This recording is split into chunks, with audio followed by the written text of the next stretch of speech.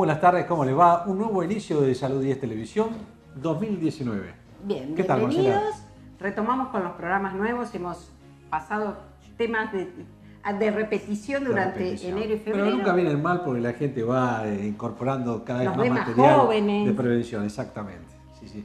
Bueno, pero hoy tenemos un programa nuevo, hemos incorporado temas que realmente por ahí no los hemos tratado en otras oportunidades y algunos que se van a ir repitiendo, no las notas, sino los temas durante todo el año porque creemos que son de suma importancia para evitar enfermedades y fundamentalmente tener, como siempre decimos, una salud 10. Y la prevención. Por eso entrevistamos al doctor Juan José Durs, especialista en diabetes, donde nos informa lo último del congreso que fue a fin del año 2018, medicamentos nuevos, esto de los factores para prevenir las enfermedades cardiovasculares, las complicaciones de la diabetes, desde lo micro hasta lo macro, realmente. Enfermedad silenciosa y que cada vez hay muchísima gente y por ahí no se sabe si no se le investiga, ¿no? Si no se lo investiga. Por otro lado, hablamos con el doctor José Cordeviola de un tema que es la brucelosis.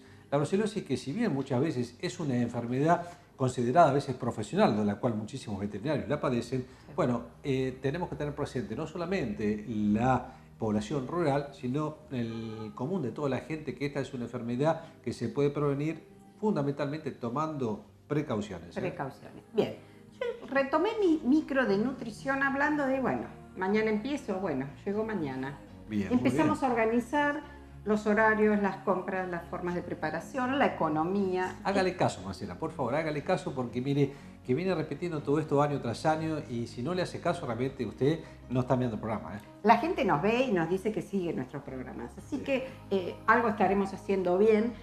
Pero bueno, esto de la importancia de empezar a educar nuevamente, a organizarnos. Cuando empiezan la escuela es como que nos ponemos las pilas. Sí, está todo. Y vienen los Terminó las kioscos también, vacaciones. Los kioscos saludables, por favor. Los kioscos saludables, las compras, la forma de preparación, la rutina, el horario, hace que nos organicemos. Otra vez. Bueno, y por supuesto, voy a iniciar también, como vos haces tu nota, yo voy a hacer mi nota, en este tema de próstata, para tratar de ver qué es la próstata nuevamente, cómo se debe cuidar, y los hombres que somos totalmente ariscos a consultar sobre este tema, que tomemos un poco de precaución de esta enfermedad, que realmente no tiene que asustar a nadie, y que hoy en día sí tiene una cura y una mejoría totalmente notable. Perder el miedo a los controles. Totalmente. Bien, empezamos con el programa.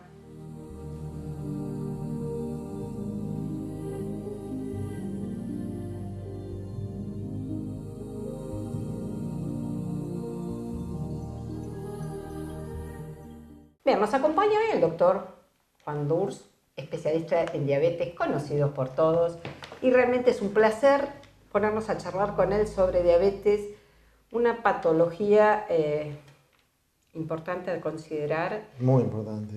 Y como realmente predisponente a un montón de factores y de problemas cardiovasculares. Juanjo, gracias por estar con nosotros. Novedades, medicamentos, lo último en congresos, o sea, queremos saber lo nuevo en esta patología. No? La verdad que en el último congreso que estuvimos estuvo muy interesante y el congreso básicamente se enfocó en la prevención cardiovascular muchísimo. He sabido que la diabetes tiene muchas complicaciones y básicamente las podemos distinguir en dos grupos, las microvasculares y las macrovasculares. Las microvasculares son el problema de los riñones, el problema en la retina, la neuropatía diabética. Son problemas que se ven muy asociados a los niveles glucémicos y su prevención básicamente se logra con un buen control metabólico de la diabetes. Las complicaciones macrovasculares, que son otro tipo de complicaciones, donde el núcleo, el centro, el epicentro de la complicación son los vasos sanguíneos y su obstrucción, que es lo que se va produciendo con el tiempo. Están asociados también a los valores glucémicos, pero inciden en ello muchos otros factores. Y la prevención de los eventos macrovasculares no es tan sencilla. Exacto. Y no se asocia tanto a la disminución de los valores glucémicos. De hecho, hay un montón de estudios donde no hay una relación tan directa de disminución y normalización de los valores glucémicos y disminución de la incidencia de eventos cardiovasculares, ACV, que son las dos patologías más importantes desde el punto de vista macrovascular que uno tiene que tratar de prevenir cuando hace todo este trabajo de prevención en pacientes diabéticos. En el diagnóstico ahí. Claro, ya en el momento del diagnóstico el enfoque del paciente tiene que ser hacia la prevención cardiovascular. Sabemos que ya en un paciente que recién se diagnostica la diabetes lleva años de evolución su enfermedad y ya están enfermándose, por decirlo de alguna manera, los vasos sanguíneos de esos pacientes ya durante la etapa de la prediabetes. Sí. Ya hay demostración de que ya hay afectación vascular ya desde el comienzo de la enfermedad. Entonces es muy importante centrarse en la prevención. Y bueno, el Congreso estuvo enfocado mucho a la prevención cardiovascular y a nuevas drogas que han surgido para tratamiento de la diabetes, que hoy en día son costosas y bastante inaccesibles y está costando que las obras sociales las cubran. Pero estos eventos donde se presentan estudios, y además no solo eso, digamos, en el Congreso se presentaron cosas que ya se vienen sabiendo y hay cambios en los lineamientos de todas las escuelas de diabetes del mundo, es decir, la ADA, la Asociación Europea de Diabetes, es decir, todas las escuelas ya han cambiado los lineamientos que bajan para el tratamiento de los pacientes diabéticos en base a estos nuevos estudios donde se demuestra que hay drogas que han tenido un impacto muy favorable en la prevención cardiovascular y en la muerte y en las internaciones por insuficiencia cardíaca de los pacientes que son tratados con estas drogas. Sí, es un costo-beneficio, o sea, sería desde lo económico, que es lo que deberían entender las obras sociales, pero bueno, pero el hecho de que en los lineamientos ya estén estipuladas como segunda línea de tratamiento,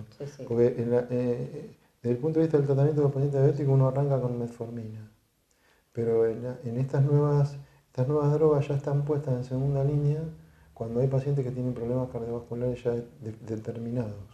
Claro. Entonces, si uno no logra controlar adecuadamente a un paciente diabético con metformina y el paciente tiene enfermedades cardiovasculares, ya estás autorizado a usar alguna de estas drogas para tratamiento de ese paciente. Claro. Con lo cual, si eso está establecido ya en los lineamientos, las obras sociales lo van a tener que aceptar. Tienen que aceptarlo y cubrirlo. La gente por ahí tiene miedo cuando uno ve o asocia diabetes, que se va a quedar ciego, le van a amputar una pierna. Y quizás en el transcurso de la enfermedad no lo toman en cuenta, que ese final es para el descontrolado. Exactamente. O sea, porque uno asocia eso, pero no se cuidan durante todo el tiempo para no, una vez que ya, esto que decíamos, si estás con la prediabetes. Están internados con un pie gangrenado, dicen ahora sí me voy a cuidar. Ahora sí me voy a cuidar. Es como el infartado, ahora sí voy a salir a caminar y a comer sin sal. Claro, ya es tarde. Es tarde.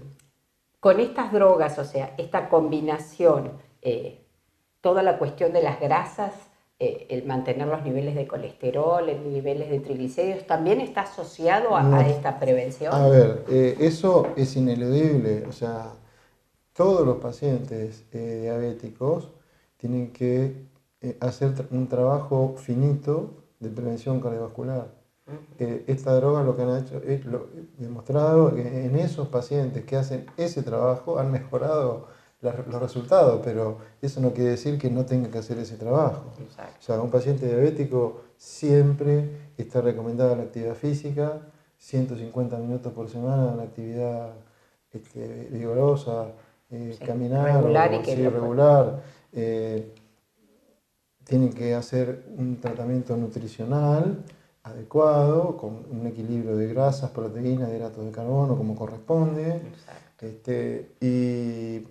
Y tienen que tomar, digamos, están estratificados hoy en día, se hacen, inclusive hay en internet, se pueden calcular el riesgo cardiovascular. Exacto. Y de acuerdo al riesgo cardiovascular los pacientes tienen indicación de tratamiento de los niveles lipídicos. Exacto. Hoy en día es inconcebible tratar a un paciente diabético o no diabético evaluando los niveles lipídicos si uno no pide como mínimo un HDL, que es el colesterol malo, el bueno. Y saber dónde está. Saber qué colesterol bueno tiene, qué colesterol malo tiene, la relación. Y en los diabéticos hay objetivos muy específicos en cuanto a los valores de colesterol HDL que tienen que tener y LDL, ¿no es cierto? Pero sobre todo el LDL. Un diabético de bajo riesgo tiene que tener un LDL de menos de 100, uno de riesgo intermedio menos de 70, y uno de alto riesgo, que uno que ya tuvo un infarto o alguna cosa de esa, menos de 55 de colesterol malo.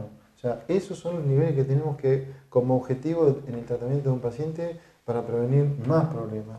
¿Por qué tiene tanto miedo la gente a tomar algo para el colesterol? Porque la gente dice, no, voy a probar con la dieta, voy a probar supuestamente comiendo semillitas de chía, como si sin activarlos y sin nada, eso le va a solucionar. ¿Por qué hay tanta mala campaña?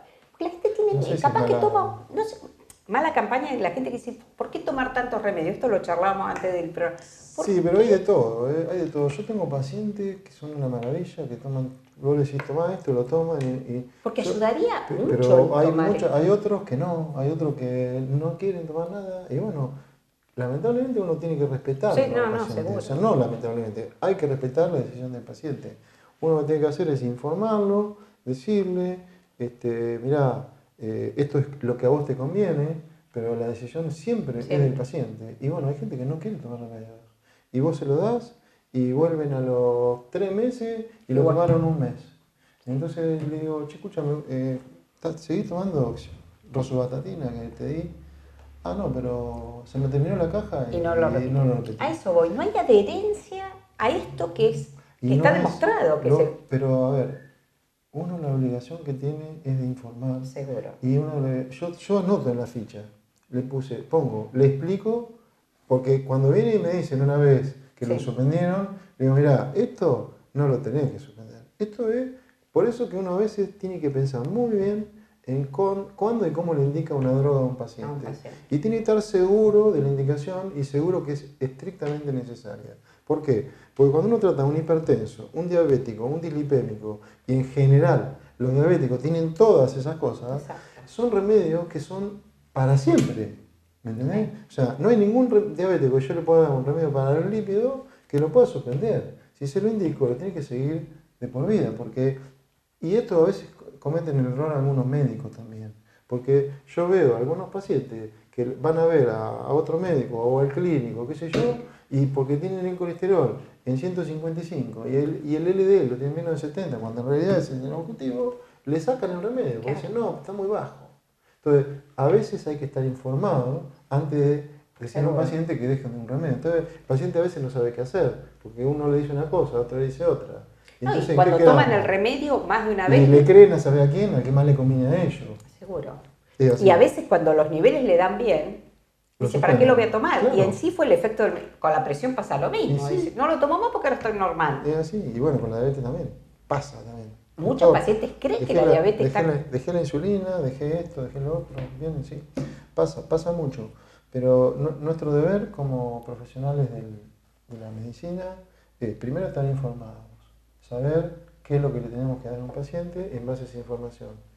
Y una vez que resolvimos eso y le hacemos la indicación al paciente, tenemos que dejar bien claro que es de por vida. Es de por vida. Si nos creen, buenísimo. Y si no nos creen, es un problema del paciente. Sí, pero queda informado de esa situación. La información tiene que ser, y uno le tiene que dar la información correcta en base a los estudios, a los trabajos, a lo que sea. Uno está convencido de que una indicación es así y ya lo incorpora al arsenal terapéutico y a las indicaciones de cada uno y lo utiliza. Y esa es la estrategia. Pero bueno, no todos los pacientes cumplen y bueno, ahí estamos. El miedo a la insulina, porque cuando le hablan de insulina el paciente ahí toma conciencia. ¿Sí? Las posibilidades de que se accedan a la no inyección, a no inyectarse la insulina, sí, a los métodos que se han probado, el riñón artificial o el páncreas, el páncreas, sí, o otras formas, ¿llegaremos a que sea... Se están estudiando muchas cosas. Se están estudiando... Pero la gente le tiene miedo a la inyección, o sea, no a la insulina. Si la insulina vendría de otra manera, quizás... Es que hay insulina por vía oral. Sí. Pero no está... no es lo masivo. Sí. La realidad es que el miedo a la inyección es como todo, miedo a lo desconocido. Yo tengo montones de pacientes que vienen a verme a mí con la esperanza que yo les diga que no se tienen que dar insulina. Exacto. Pero vienen a verme a mí por eso. Yo digo, ¿tu médico te dijo las cosas? Perfecto, o sea, tenés indicación de insulina. Entonces, ¿qué hago? Tengo insulina en el consultorio, le digo, mira, yo te voy a dar insulina, vení, le controlo el azúcar, por ejemplo, le digo, tenés tanto, bueno, vamos a corregirte. Le aplico una insulina correctora y le enseño cómo se aplica la insulina. Y en el acto pierde el medio, porque no era tan difícil. Esto era, no me duele nada, no, o sea, es una pavada en definitiva. Y es más fisiológico. Y entonces se le termina el miedo porque se terminó lo desconocido. Entonces, la forma de trabajar con eso es enfrentarlo directamente a la situación y ya. Muchos pacientes aceptan de esa forma la insulina y empiezan a hacer el tratamiento. Sí, y todo. Es educación, Sí. educación. Educación. Esto de lo que se hablaba de la época de cuando yo empecé a estudiar, que eran los pilares de la diabetes. Sí, eso no por ha los cambiado, grandes. no ha cambiado. Hoy en día, una de las cosas que se insiste muchísimo en la vida es en armar como grupos de educadores, que eso es una cosa en la cual tenemos bastante falencia acá. Claro. Está volcada a cada uno de los actores. O sea, el nutricionista le enseña por su lado, el médico le enseña por el otro, pero lo ideal sería que armáramos grupos para ayudarlo. Para ayudar a los pacientes. Yo durante muchos años di charlas y cosas, pero habría que volver al equipo interdisciplinar. Que el paciente esté contenido desde lo psicológico. En los chicos uno lo ve que no hay grupo. Y está demostrado que el grupo de apoyo de padres... Acá se armó hubo durante un una tiempo. Sociedad, inclusive se trabajó muchísimo para una sociedad, y en un momento determinado, cuando ya estaba todo armado, no sé qué pasó, desapareció el accionar. No sé qué pasó con los organizadores. Bien, el tema es, bueno, te apasiona y realmente, pero bueno, creo que parte de este programa es hacer la prevención y educar al paciente que... Bueno, algo lo hemos educado en algunas cosas. Capaz hemos hecho algo en años que tenemos en esta profesión. Juanjo, gracias por estar con nosotros. Bueno, seguimos en Salud 10. Al inicio del programa dijimos que íbamos a hablar de un tema que es, podríamos decir, no sé si endémico, pero sí se ve muchísimo en nuestra zona o se conoce mucho en la pampa húmeda, y que es la brucelosis. A veces lo hemos tratado desde el punto de vista médico, pero hoy vamos a tratar de ver un poco la epidemiología de esta enfermedad y desde el punto de vista de un veterinario. Ustedes saben que la brucelosis, nos va a explicar él con mayor claridad la forma que se puede llegar a transmitir, cuáles son los síntomas que puede llegar a provocar y a quienes pueden tener mayor riesgo de tener esta patología. José Correviola, este es el invitado de hoy. José, muchas gracias por estar hoy con nosotros. No, muchas gracias a ustedes por invitarme. Y la verdad que es un tema interesante, el tema de esta zoonosis, como es la brucelosis, la tuberculosis, la leptospirosis, porque son patologías que, como bien dije, son zoonosis que afectan a las personas y a los animales. La brucelosis en realidad es una patología conocida, vieja patología, que tiene en su conocimiento más de 150 años por parte de la humanidad, ¿no?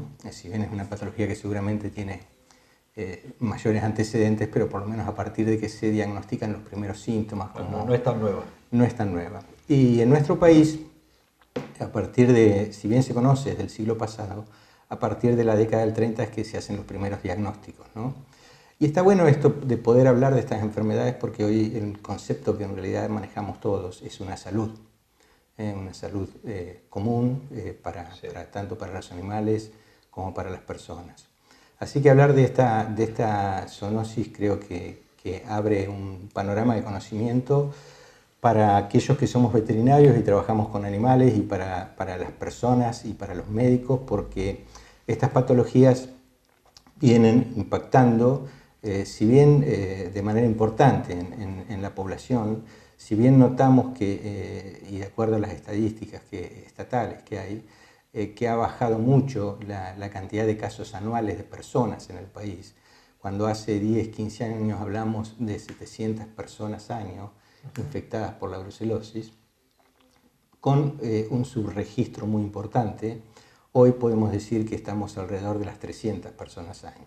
También con un registro muy importante, un subregistro muy importante. Claro, se han tomado más medidas en cuanto a esto. Claro, exactamente. Se han tomado más medidas porque ha habido muchas acciones por parte del Estado y de la actividad oficial y de la actividad privada tendientes a minimizar el impacto de la brucelosis en los animales, para de esta manera evitar, por supuesto, el contagio en las personas. Claro.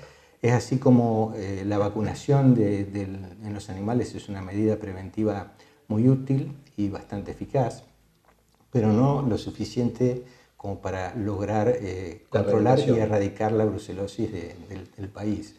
En Argentina tenemos una materia pendiente con respecto a esta enfermedad porque es una enfermedad conocida que tiene múltiples formas de diagnóstico. Es quizá una de las patologías que más elementos de diagnóstico contamos los veterinarios y los laboratorios para poder identificarla. Y bueno, ha habido distintos programas a lo largo del tiempo que buscan justamente esto, poder controlar para llegar a una etapa de erradicación, que es lo que algunos países hoy lo han logrado. Hace pocos días, no sé si habrán leído en el diario, una reunión acá en Azul a raíz de una nueva resolución por parte del SENASA que tiende a darle el corte definitivo a la presencia de esta patología en la producción, ¿no? Sí. Y esto tiene que ver con poder no solamente aplicar estas medidas de prevención, como es la vacunación, sino también medidas de diagnóstico y de manejo, pero ya con tiempos acotados. Existió mucha legislación, hubo muchas acciones por parte del Estado para que la actividad privada y la actividad pública realice con respecto al control de la patología, pero ya se han fijado plazos. ¿Qué quiero decir con esto?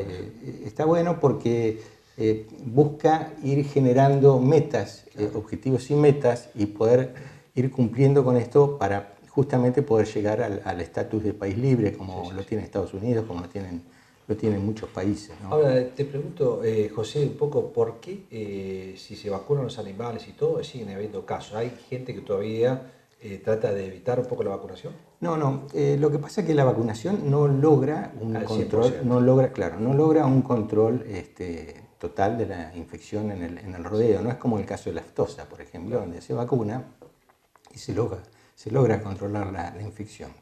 La brucela tiene distintas características que da para hablar mucho en cuanto a su persistencia en el medio ambiente, en cuanto a la existencia de animales portadores.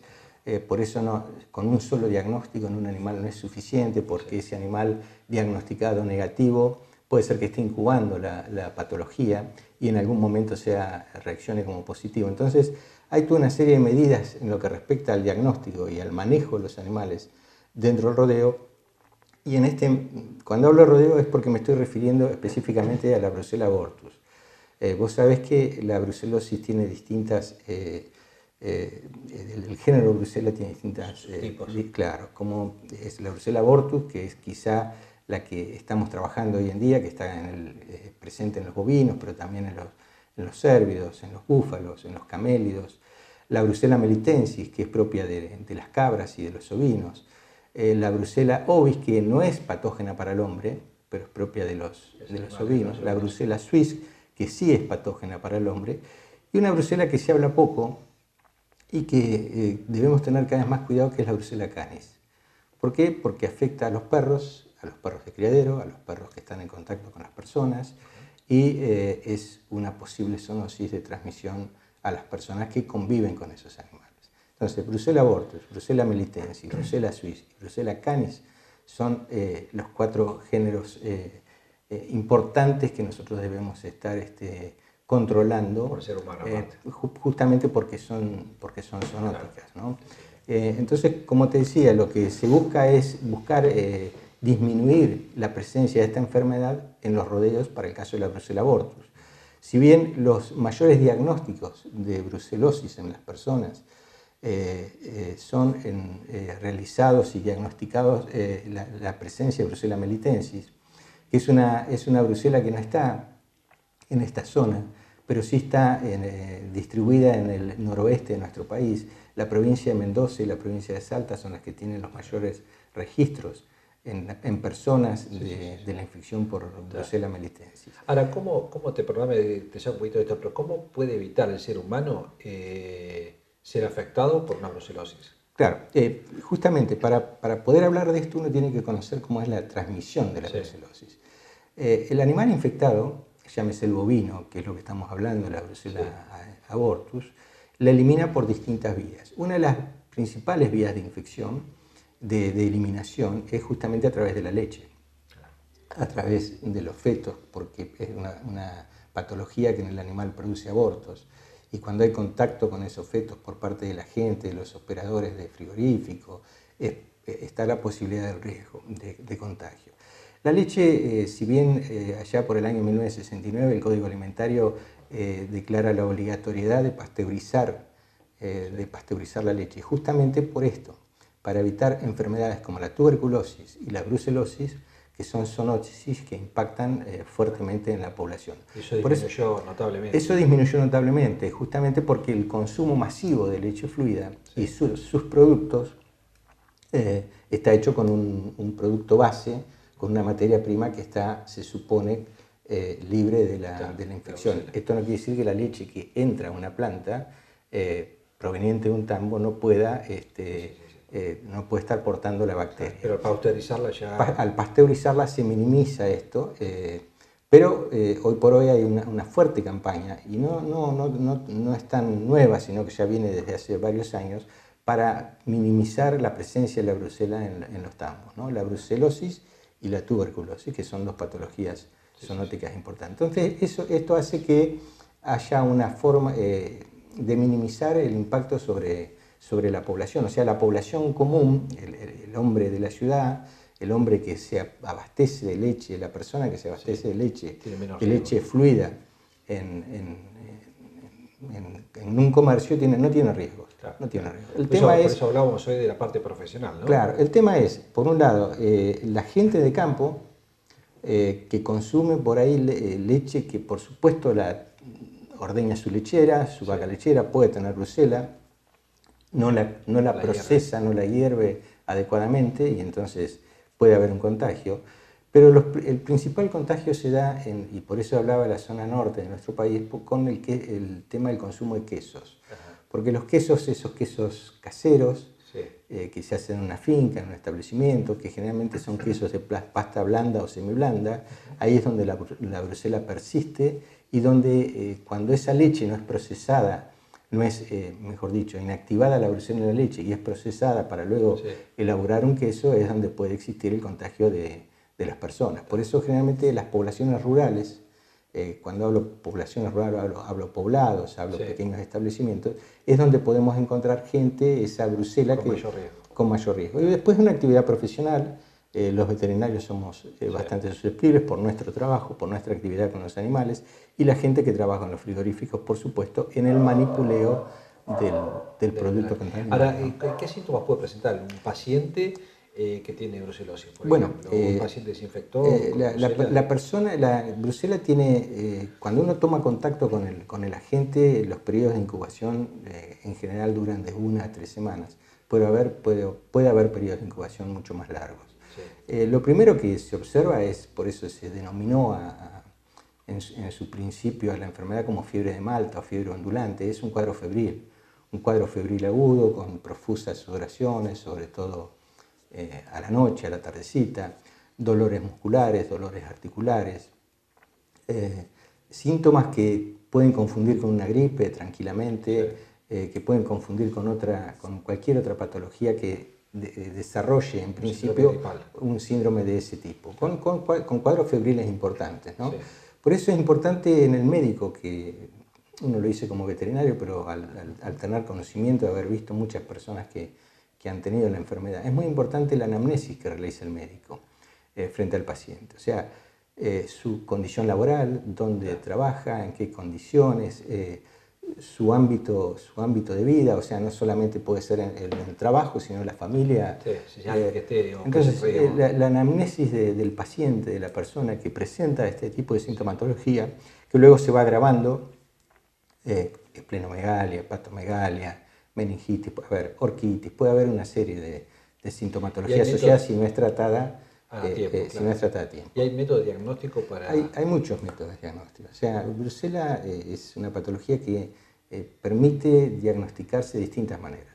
El diagnóstico serológico es un diagnóstico muy frecuente a través de lo que antes o lo que se usa es la prueba de Hubbleson, hoy se han reemplazado por otras técnicas en un laboratorio. Estamos hablando del humano específicamente, ¿no? Sí. Porque en veterinaria quizá hay un grado más de avance en cuanto al diagnóstico en lo que es la serología.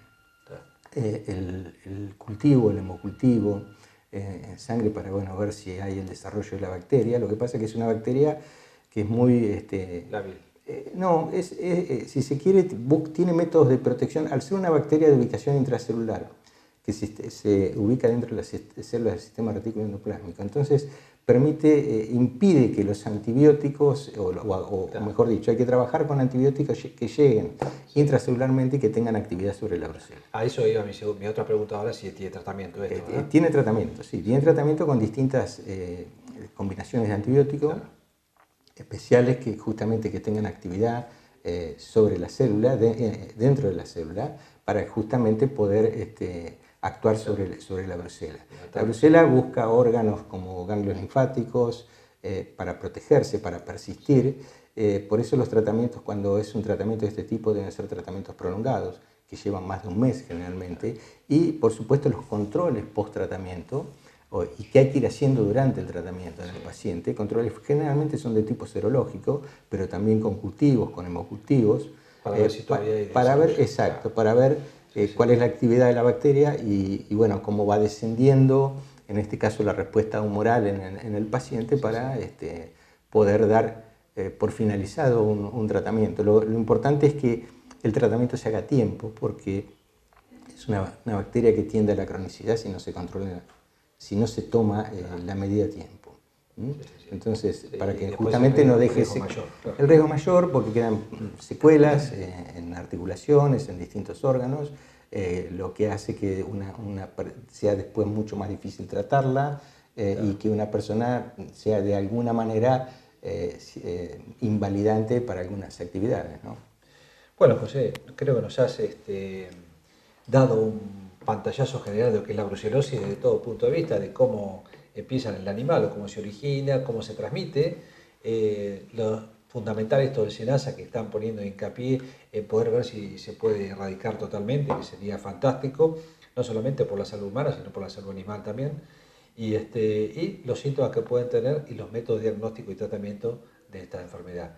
Ha sido muy explícito y gráfico en todas estas cosas y me parece bárbaro para que todos sepamos que esta enfermedad, la brucelosis, existe en nuestro medio, que se puede prevenir fundamentalmente y que todos aquellos que tengan contacto con la forma que explicaba José Cordeviola de ver cómo se pueden llegar a infectar con estos, tomen los recaudos necesarios para tratar de evitarlos. Muchísimas gracias por estar con nosotros, José. Muchas gracias a ustedes por la invitación y a sus órdenes para la Bueno, muy amable. Continuamos con Salud 10.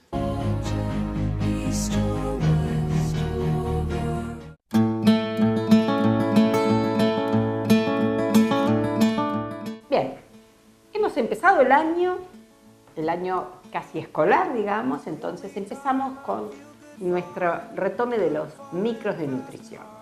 Estos son todos nuevos, pero los temas a veces son recurrentes. ¿Por qué? Porque hoy me voy a dedicar a, mañana empiezo, retomamos el orden, empezamos los horarios. Y en la alimentación también sucede que retomamos horarios y empezamos a organizarnos.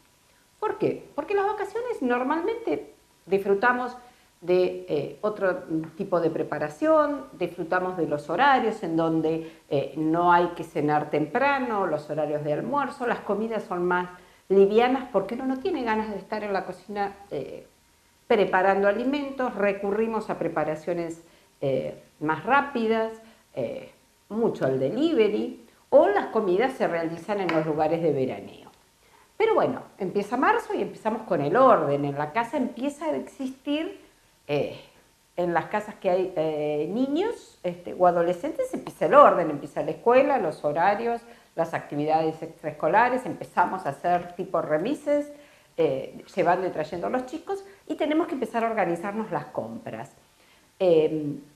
La situación económica, el disponer del tiempo para hacer los mandados, hacen que uno tenga que pensar realmente cómo organizarnos. Entonces, empecemos a hacer las listas nuevamente, empecemos a organizar los menús que nos resultan realmente aptos desde lo económico y desde la preparación. Si vamos a prender el horno, tenemos que tratar de hacer, optimizar el gasto por haber prendido el horno. Entonces utilicemos 2 parrillas, el horno y la parrilla.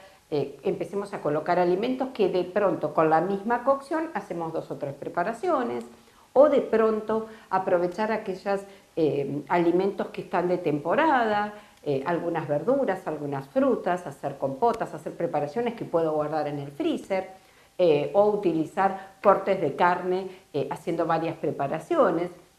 Optimizar en cuanto a que hay cortes de carne que pueden ser perfectamente utilizables, a pesar de que uno a veces dice el precio que tiene la carne. Bueno, a veces optimizándola podemos hacer un plato mucho más rendidor. Está bien que empieza la época donde uno empieza a usar la olla, las preparaciones de olla que realmente favorecen mucho, porque uno puede aumentar mucho el volumen con verduras o legumbres. Por lo tanto, empecemos a organizar entonces las compras.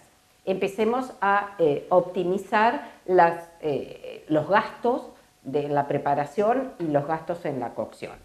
Por supuesto que empecemos a organizarnos en cuestión de las viandas de los chicos en las escuelas, cosa que cuando vuelvan de la escuela haya preparaciones que puedan ser óptimas en cuanto a lo saludable. Dejemos la comida rápida para el fin de semana. ¿Por qué? Porque evaluamos que 5 días a la semana los chicos deben estar bien alimentados, y de pronto dejamos 2 días como para consumir otro tipo de alimentos que a los chicos les gusta, pero bueno, que no los vamos a institucionalizar, no vamos a dar por permitidos. Son los robitos que no los voy a dar yo como permitidos.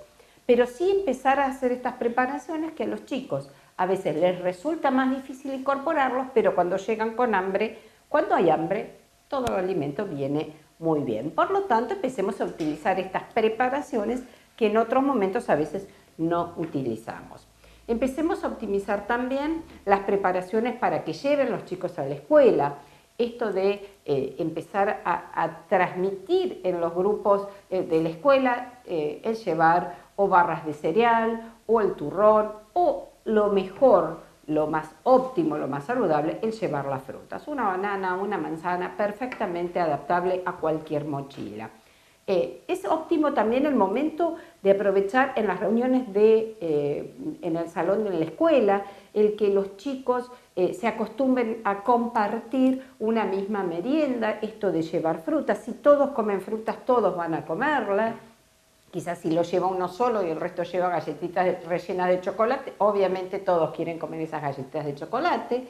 Tratar de tener en cuenta que los chicos no necesitan comer galletitas dulces todas las mañanas en el jardín o en la escuela. La utilización de pan es lo más saludable.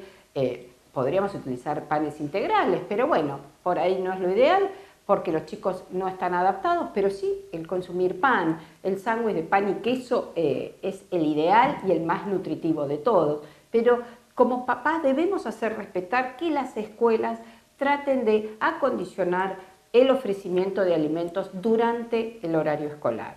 En las guarderías, en los jardines, donde los chicos no concurren con plata, lo ideal es que la escuela organice una alimentación mucho más saludable.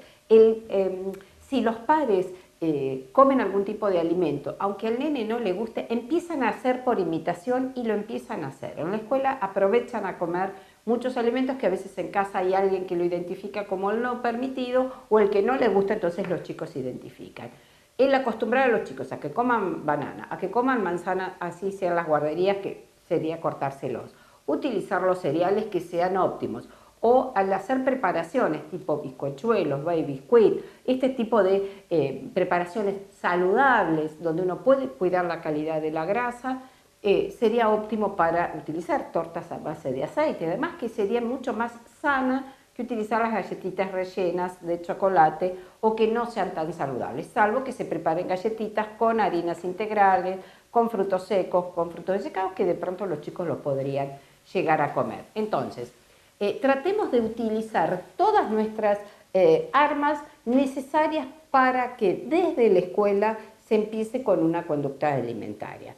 Empezamos a organizarnos en horarios, empezamos a organizarnos y por supuesto que en el transcurso de los programas del año lo que vamos a tratar de hacer es ir respondiendo a todas estas preguntas. Ya tenemos algunas en donde les interesa estos temas o la actualización de muchos temas que están en boga y que de pronto uno puede llegar a orientar. Escríbanos, háganos las preguntas, todos nos conocen a los dos, háganos preguntas y de esta manera tratamos de tener un feedback mucho más activo con ustedes, que es para quien nosotros hacemos este programa. Seguimos en Salud 10. Hoy vamos a hablar nuevamente, como lo hacemos casi todos los años, de una patología masculina como es la patología prostática. La próstata es una glándula que se encuentra ubicado por debajo de la vejiga y está rodeando a el tubo de salida que se llama uretra, y que esto, cuando produce un crecimiento, lo que va haciendo es cerrando el orificio de orina, y de esa forma lo que provoca es una disminución de la fuerza del chorro para orinar. Ahora, ¿cuándo debemos controlar la próstata? Se considera que a partir de los 45 años todas las personas deben hacerse el chequeo anual prostático. Esto significa que hay gente que no tiene dolor, porque la próstata es muy raro que produzca dolor, y entonces lo van dejando pasar, y generalmente esto se debe controlar por más que no se padezca ningún síntoma y ningún dolor. Y les voy a explicar el por qué.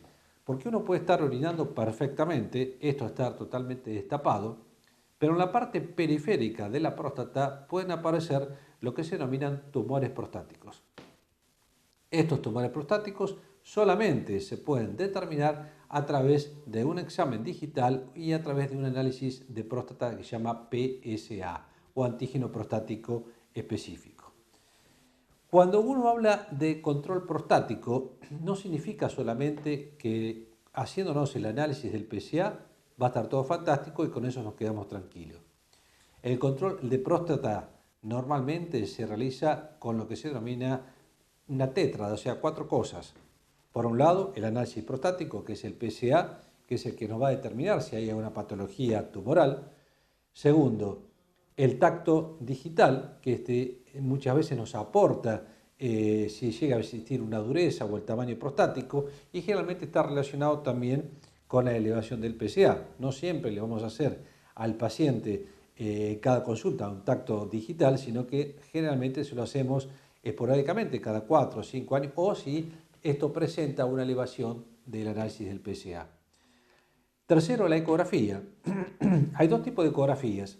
Una que es una ecografía que se hace por vía externa, abdominal, donde uno no solamente ve el tamaño de la glándula, sino que también lo va a hacer orinar al paciente y le va a medir cuánto de residuo le queda en la vejiga después de orinar. O sea, la ecografía es tan importante porque no solamente nos va a manifestar el tamaño de la glándula, sino cuánto queda de residuo.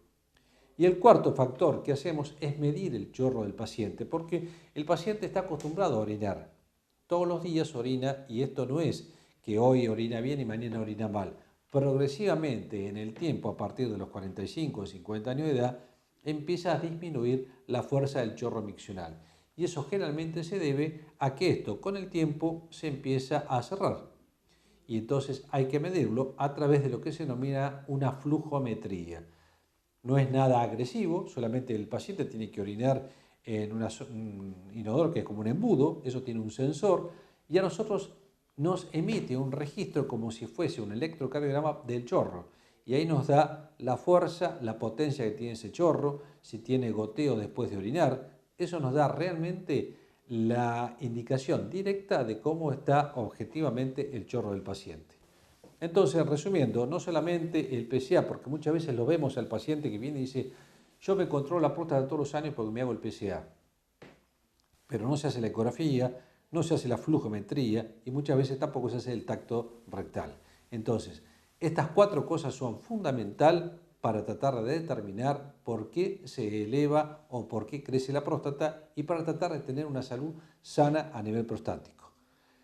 Los síntomas iniciales de un paciente que tiene una obstrucción de próstata es la disminución de la fuerza del chorro. El paciente orina, se queda con deseo de orinar, al rato va de nuevo, se levanta durante la noche 2 o 3 veces, a la mañana cuando se levanta le cuesta un poco más orinar, se lava los dientes y enseguida va a orinar de nuevo, tiene un pequeño goteo a veces después de terminar de orinar que se tiene que esperar. Y yo siempre les pregunto lo siguiente, ¿usted orina bien? Porque generalmente los pacientes vienen, yo orino bien. Y la primera pregunta es, ¿usted llega con el chorro hasta la pared como llegaba a los 30 años? Y generalmente eso no ocurre porque el chorro de a poco se va acercando al zapato. Eso, falta de potencia del chorro para orinar, nos está hablando que tenemos una próstata que está agrandada y que eso significa que hay que mejorarlo. O sea, mejora con medicación. Eso no significa que uno tenga un tumor o un cáncer de próstata, ¿eh? Ojo, tranquilamente uno puede estar orinando perfectamente con un chorro perfecto y tener un cáncer de próstata, porque son 2 cosas diferentes. Les vuelvo a explicar. Una cosa es la parte obstructiva, lo del medio, que eso es lo que no nos permite orinar, y los cánceres de próstata aparecen en la parte externa, por lo cual uno puede tener un muy buen chorro para orinar y poder tener un cáncer de próstata sin saberlo si no se hace todos los controles pertinentes. Tampoco hay que tenerle miedo al cáncer de próstata si uno se diagnostica precozmente. Hoy es muy difícil que las personas tengan un problema grave si el diagnóstico se hace de forma precoz. Por eso que insistimos, y hay muchísimas campañas a nivel del país de la Semana de la Próstata, donde todos los años, todos los hombres después de los 45 años se deben hacer el control prostático. Y generalmente se debe hacer el control prostático con un urólogo, que es el que le va a poder realizar todas estas medidas de diagnóstica que son fundamentales para tratar de llevar a un diagnóstico preciso. Sexualidad y próstata. A ver, muchas veces la gente piensa que tener una enfermedad prostática significa perder la capacidad de tener relaciones sexuales. No tiene absolutamente nada que ver. Uno puede tener un agrandamiento prostático, puede estar operado de próstata y su vida sexual no variar absolutamente para nada. Esto es un mito que existe, por lo cual hay que desmitificarlo, que no tiene nada que ver la relación de una enfermedad prostática con la función o disfunción sexual eréctil. Hoy en día se ve mucho más la próstata, se ven mucho también más los cánceres de próstata, por suerte se ven precozmente. ¿Por qué? Por un lado porque la gente vive mucho más tiempo que antes, segundo porque hay métodos diagnósticos mucho más precisos y tercero porque hay tratamientos mucho más eficaces. Entonces por eso insistimos, y yo siempre les digo a mis pacientes que esto es como la BTV, se tiene que hacer la BTV una vez por año del auto y hágansela ustedes también para tratar de determinar a ver cómo está su función prostática. No tener miedo, es algo muy sencillo, muy simple, no es agresivo.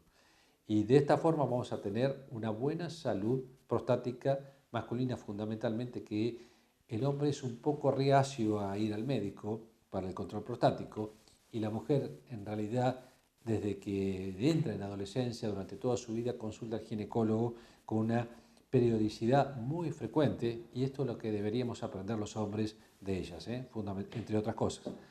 Bueno, hay muchísimo para hablar de próstata, lo que sí hay que decirles es que después otro día podemos hablar de cuáles son los métodos quirúrgicos que existen para la próstata, pero hoy en día cuando uno agarra tratamientos pacientes con próstatas incipientes que tienen algunos síntomas, hoy existe medicación por boca, una pastilla y generalmente el paciente en 24 o 48 horas ya está orinando mucho mejor y sin ningún tipo de efectos colaterales. Bueno, les agradezco que hayamos escuchado esta nota y les vuelvo a repetir, vamos a hablar en otro momento de los métodos terapéuticos que existen, quirúrgicos en algunos casos, tanto para el agrandamiento prostático como tanto para el carcinoma de próstata.